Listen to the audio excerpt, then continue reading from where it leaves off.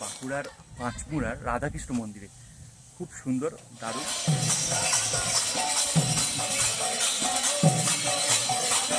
এখানে খুঁজতে খুঁজতে এলাম, গুগলে লোকেশন দিয়েই কিন্তু আমি এলাম। আমি আগে জানতাম না, এই জায়গাগুলো দেখিনি। পাঁচমুড়ার যে বৃন্দাবন মন্দির আপনাদের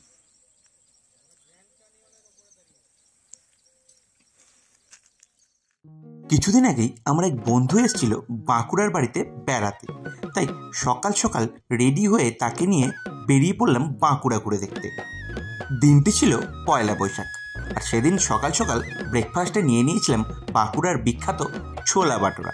হ্যাঁ, এটা কিন্তু এখানকার খুব প্রচলিত খাবার। ব্রেকফাস্টের পর্ব মিটিয়ে তারকেশ্বর নদীর ওপর দিয়ে আমরা রওনা দিলাম আমাদের গন্তব্যে।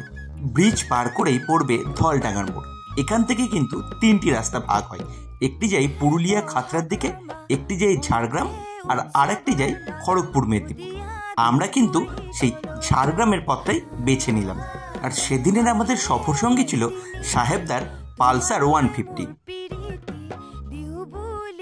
ধলডাঙ্গার মোড় পার করতেই চারিদিকের প্রকৃতি হয়ে উঠল চিরসবুজ। দুপাশে চিরসবুজ দিগন্ত বিস্তৃত গাছপালার মধ্যে দিয়ে ছাঁ চকচকে এক রাস্তা। ও, এই যেন এক অপরূপ প্রকৃতি। আমাদের সেদিনের গন্তব্য ছিল পাঁচমুড়ার বৃন্দাবন মন্দির। তালডাংরার মোড় থেকে 11 কিলোমিটার মতো ভেতরে এলেই কিন্তু আপনারা দেখতে পাবেন এই পাঁচমুড়ার নববৃন্দাবন মন্দির। এই মন্দিরকে কিন্তু দ্বিতীয় বৃন্দাবন মন্দিরও বলা হয়ে থাকে।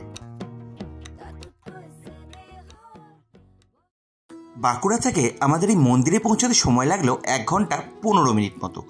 মন্দিরের সামনেই কিন্তু রয়েছে বাইক পার্কিং এবং 4 চাকার পার্কিংয়ের ব্যবস্থা, আর 50 টাকার বিনিময়ে দুপুরের প্রসাদ গ্রহণের ব্যবস্থাও কিন্তু এখানে রয়েছে। মন্দিরের ভেতর প্রবেশ করতেই মনের মধ্যে এক অন্যরকম শান্তি অনুভব করলাম।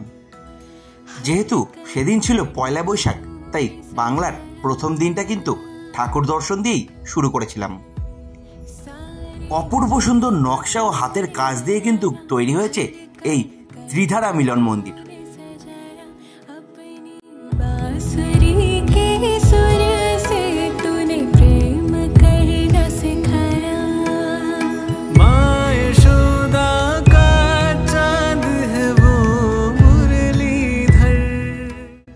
মন্দিরের ভেতরে রয়েছে রাধাকৃষ্ণের সুন্দর একটি বিগ্রহ, আর তার সঙ্গে মন্দিরের চারিপাশে ফুটিয়ে তোলা হয়েছে ভগবান শ্রীকৃষ্ণের জীবন কাহিনী।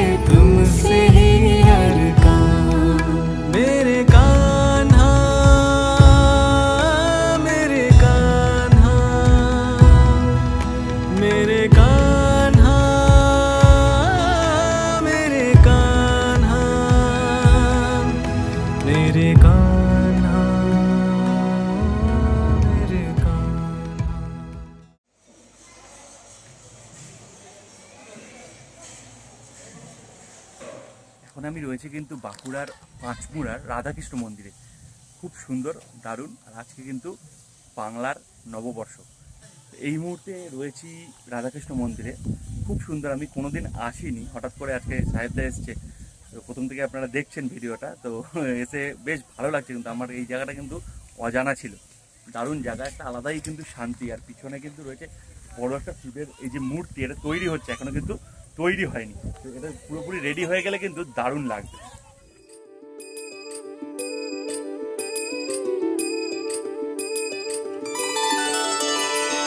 सर्वव्यापी तू प्रचंड महाकाय, आदिशक्ती तू नरमुंड मालाधार, तुझ्या विना जीवनास अर्थ साकार, महाकाय तो सगुण निराकार।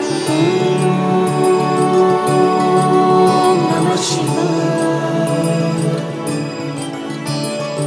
ओम नमः शिवाय।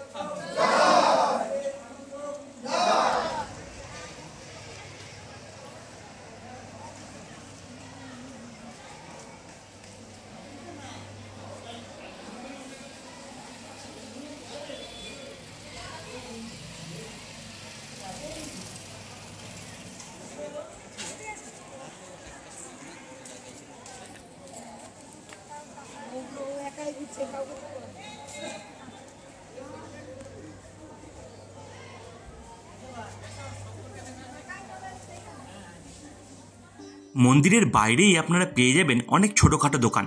সেখানেই কিন্তু পাবেন বাঁকুড়ার বিখ্যাত টেরাকোটার মানে পোড়ামাটির মূর্তি। তবে কেনার সময় দরদাম করতে কিন্তু ভুলবেন না।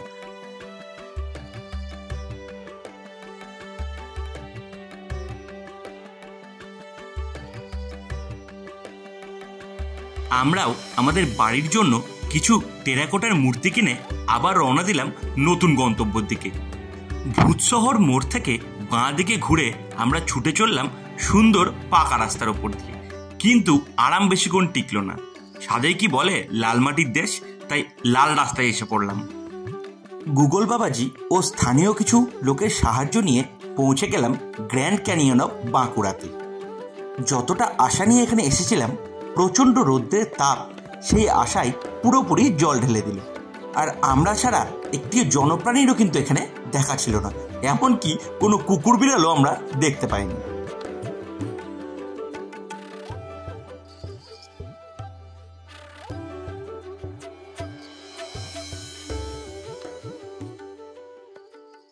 এই মুহূর্তে কিন্তু দাঁড়িয়ে রয়েছি গ্র্যান্ড ক্যানিয়ন বাঁকুড়াতে।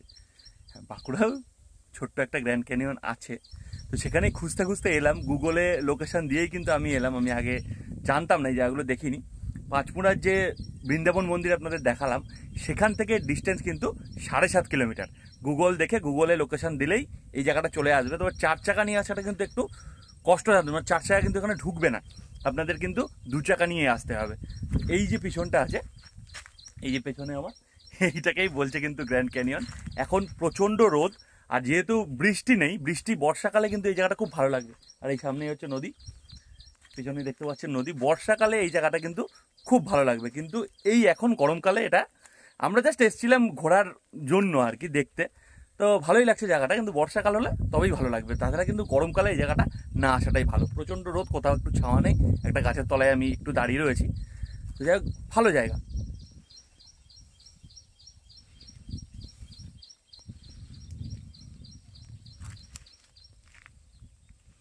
এখানে যদি একটু ড্রোন ওড়ানো যেত তাহলে কিন্তু খুব সুন্দর ভিউ পাওয়া যেত, কারণ এটা ড্রোনেরই জায়গা। এই যে পুরোটাই দেখছেন, এই জায়গাটা কিন্তু দারুণ।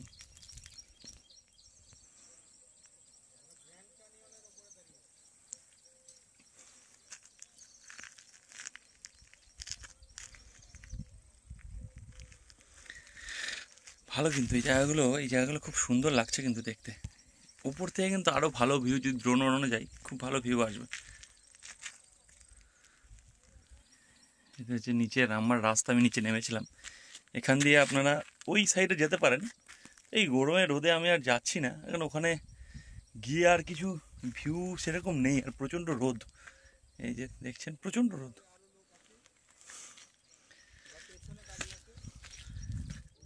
আধ ঘন্টা মতো সেখানে কাটিয়ে আবার আমরা রওনা দিয়েছিলাম বাঁকুড়ার উদ্দেশ্যে। তাহলে আজকের ভিডিও কেমন লাগলো অবশ্যই কমেন্ট করে জানাতে ভুলবেন না। ভালো লাগলে লাইক, শেয়ার এবং সাবস্ক্রাইব করবেন।